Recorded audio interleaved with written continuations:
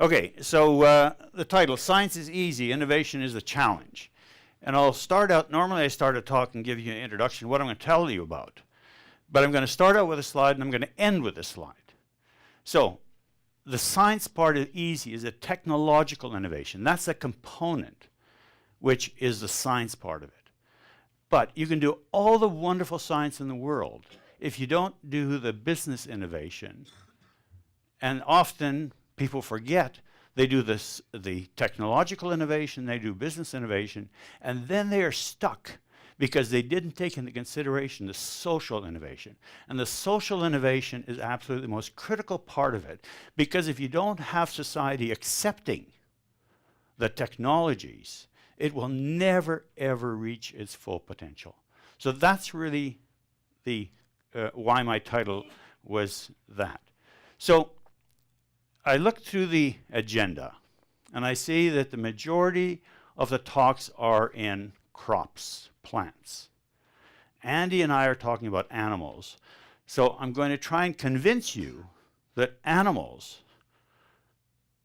and animal protein is actually very critical for human nutrition and human health. So Rob said there was 800 million. I inflate things, so it's 1 billion people go to bed hungry. But it's a huge number, continuously.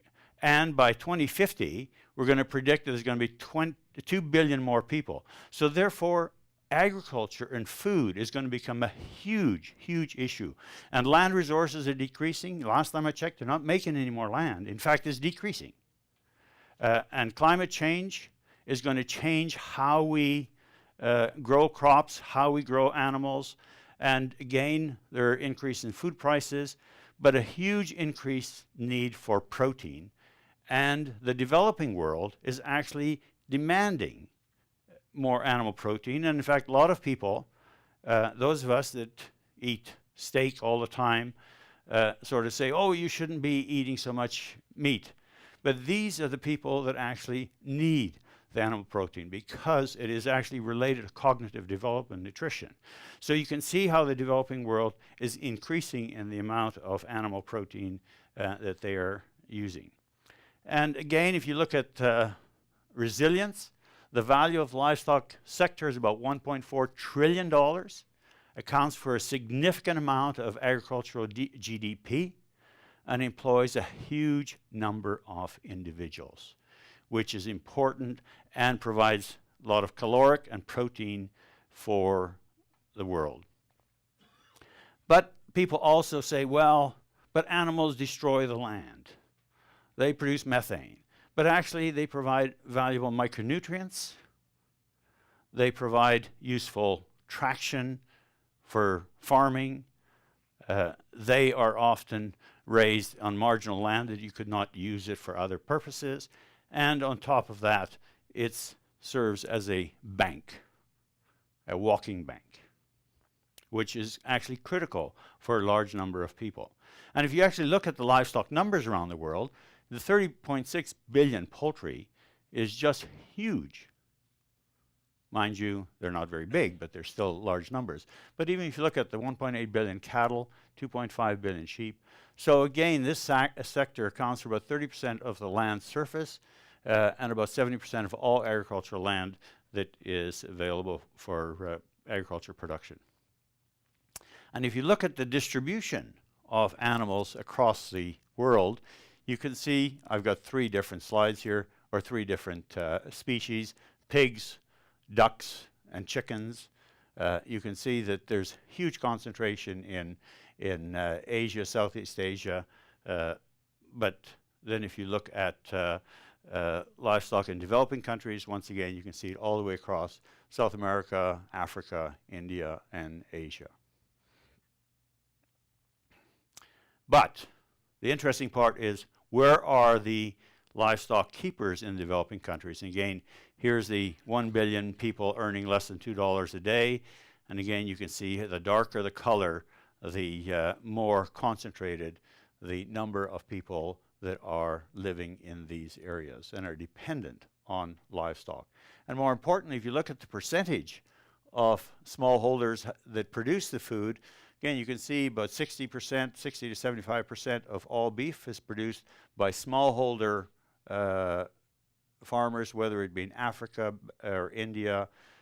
Chickens, again, are even higher. So again, these become a very critical component of the economics of the developing world. So how is our livestock associated with health in humans? Well, first of all, if people are poor, they're less healthy. If they have livestock, they are more resilient. Livestock produce good nutrition opportunities.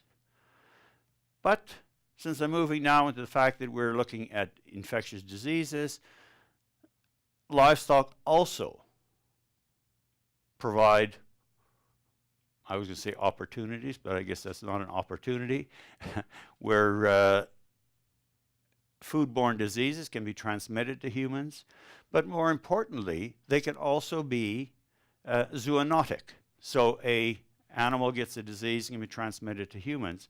And so I think that's another very important linkage between livestock and health. Both first nutrition gives you better health, and then infectious diseases. In fact, I have a slide that says healthy animals equal healthy people equal healthy economies. I mean, I think those are very closely interlinked. So when I talked about infectious diseases, what are zoonoses? These are diseases that are transmitted from animals to humans, or from humans back to animals. We often think about zoonoses going one way, but it's not the case. It goes back and forth. And these infectious agents have economic consequences for farms, for producers, but they also have huge economic impact on international trade. In Alberta, in Canada here, we had 10 cows had BSE, cost the Canadian economy $12 billion. It's not because those 10 animals are worth $1 billion. The issue was it hugely impacted trade. And I sort of joke, because I'm from Alberta now, I said, you know, that's the reason Alberta beef is so great. 10 cows cost us $12 billion. But really, that is a huge issue, and especially in the developing world, if they cannot export their products, their produce, that has a huge impact on the economies of those countries. So again, it's important to make sure that we manage infectious diseases, and of course, then it has an impact on food and human health. And here is again a map where the greatest burden of zoonoses falls on the 1 billion poor livestock keepers. That's why I use $1 billion, because it's much easier than 800 million. It's much. So you can see the distribution, that there's huge amount of zoonoses in the developing world. And that's really where we are very interested in this aspect of it. So the challenges of infectious diseases are mortality as a direct result of infectious disease. And I use the analogy, I said, okay, in 2008, when the stock market dropped 25%, well, we all seem to survive somehow. But if you have 4 goats and one of them dies, that's 25%. That has a huge impact. The child might go to bed without some milk. So that's a huge, huge difference. Also, infectious diseases will limit areas where you can raise livestock because of the infectious agents that are there. And then the economic cost both to the animal and to humans.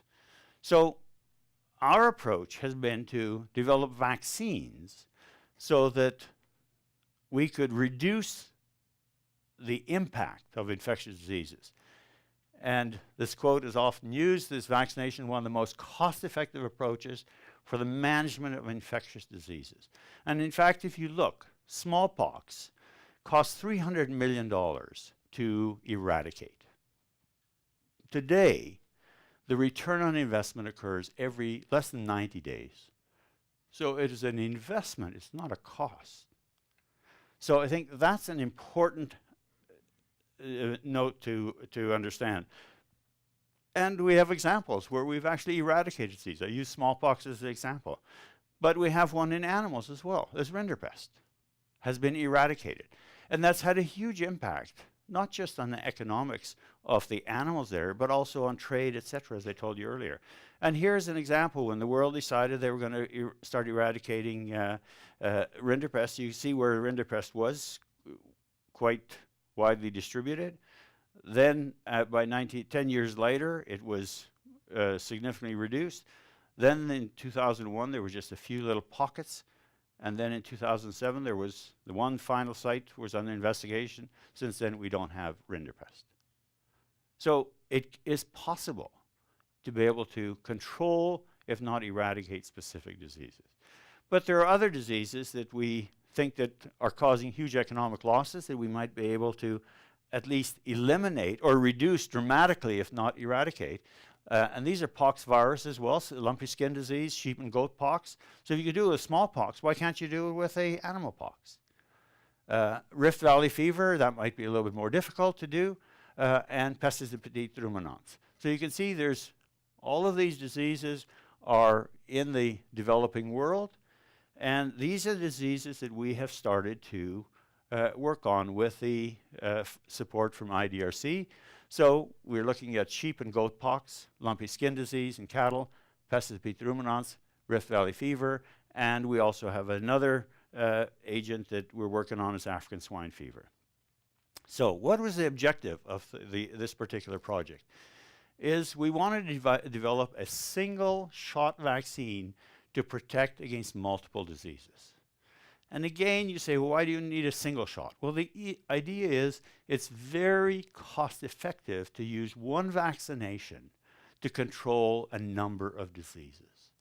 But more importantly, in the developing world, but even in the developed world, it would be absolutely critical to have a thermostable vaccine, because you cannot always guarantee refrigeration all the way through the chain from production to delivery. And pox viruses, the ones we're looking at, sheep and goat pox, lumpy skin disease, is a pox virus. This is a very thermostable virus. In fact, you can put it on the bench for months and it will stay there. So the issue is, we said, here's a perfect example of taking a virus that is naturally thermostable, that can be around without having much refrigeration. We can use it as a vaccine to not only protect against the diseases, but use it to carry antigens or genes from other pathogens. And so that's really what the genesis of the project was. But as I told you, in the social innovation part of it as well, we didn't just want to develop the science part of it, develop the vaccine. We also had to educate the communities as to the use and the value of these vaccines so there would be acceptance. But I'll tell you at the end is not only the communities, it's the governments and the regulatory agencies that are absolutely critical. And that to me is the biggest challenge. Because if you have something that's never licensed because of government regulatory agencies, you have a problem. And then again, we can then reduce the economic losses. That's the objective. So here is 3 different pox virus diseases: lumpy skin disease in cattle, sheep pox, goat pox. They're not the same virus, but they're very, very close. So if you immunize with one, you'll protect against the other. So that allows you to build a platform that one vaccine should protect against 3 of these different diseases in different species. So we said, and you can choose either one. You can choose goat pox, you can choose sheep pox, or you can use lumpy skin disease. And we're actually looking at various combinations, but we'll talk about lumpy skin disease first. Again, we can use it and create a deletion that cripples the virus. So it can still replicate, but it cannot cause disease. And that's the best vaccine. That's how a lot of the vaccines, attenuated vaccines, are made now. But the commercial attenuated vaccines have been crippled by passaging in culture many, many, many times, and eventually a mutation comes up, and you test it, and you see it's not as virulent anymore. But we can do this much faster. You take out a specific gene, and it's much safer.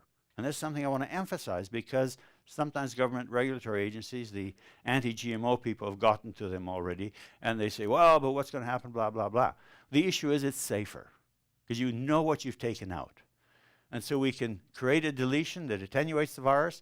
Then we tested the vaccine in animals, and then we can use that deletion site where we took out a gene to insert genes from other pathogens, disease-causing organisms.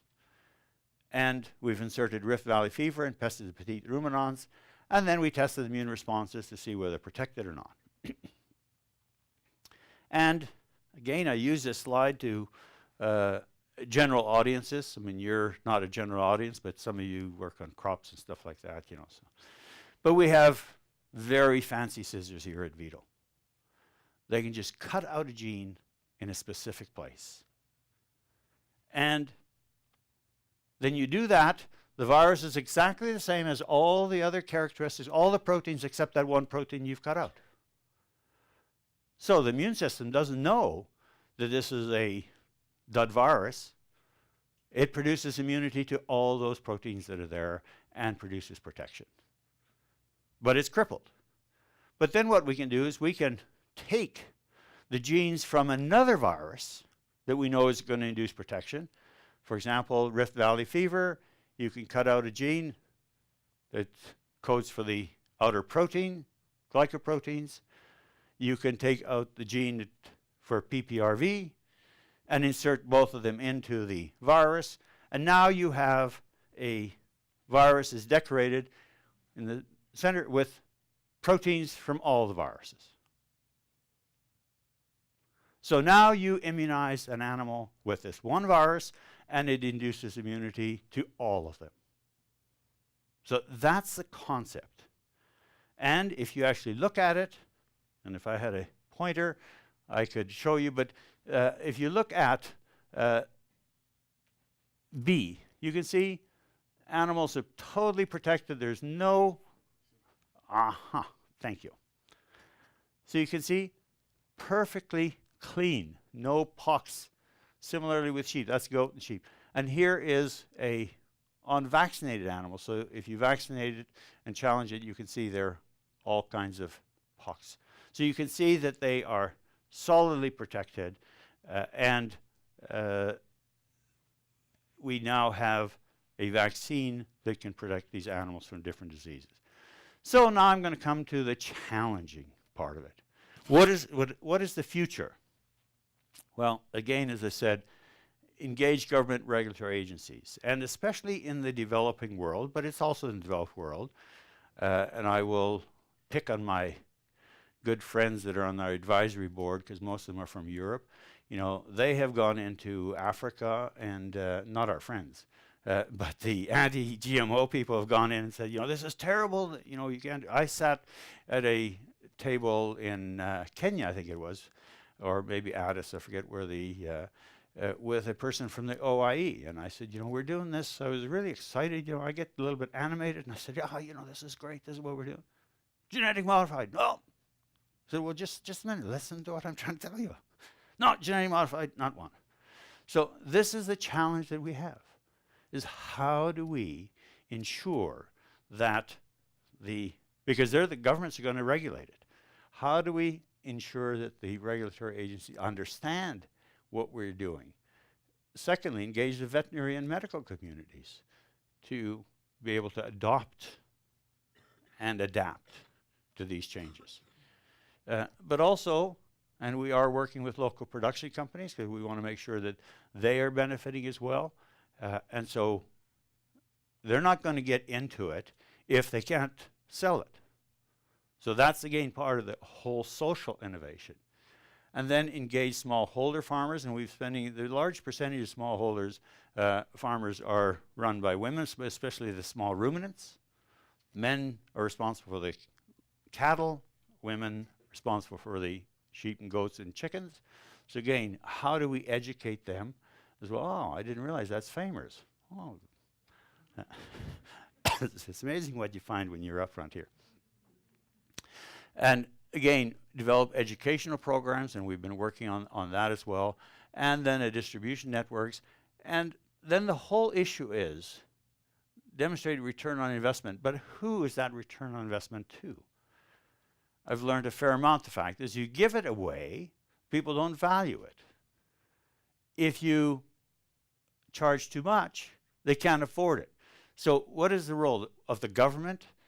To pay for a portion of it, and that's again the social innovation part of it. How do you get engagement of the government regulatory agencies, government veterinary services, to be able to determine how you advocate this? And then hopefully it'll improve the welfare of animals and humans. So I come back to my social innovation ecosystem. So again, we are quite comfortable that we have the science done. We know that we can develop the vaccine. We know we have the vaccine. We know it induces protective immunity. Now we're working with the local companies in Kenya and South Africa to scale it up so that they can now introduce it into society. But this is the biggest challenge.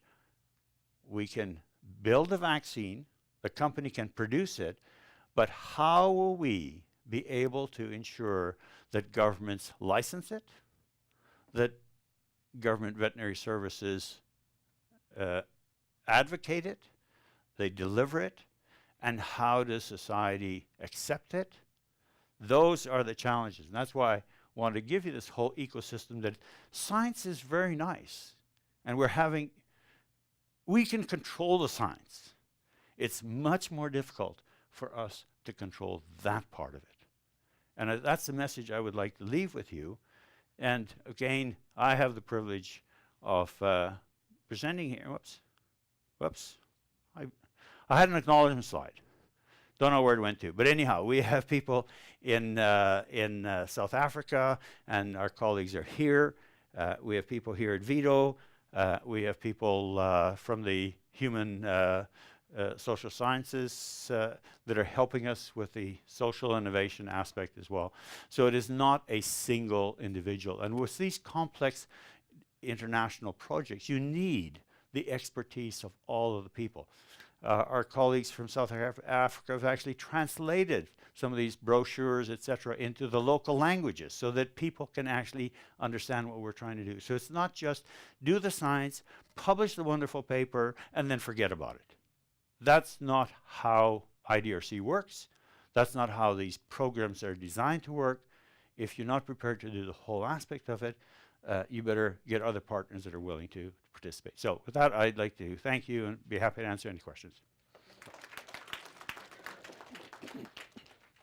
I think you've raised, the critical point, because the science progresses at a very rapid rate, and there was a book in the 70s called Future Shock. I remember Alvin Toffler saying exactly this, that science can go way ahead of people's even imaginations to keep track of things.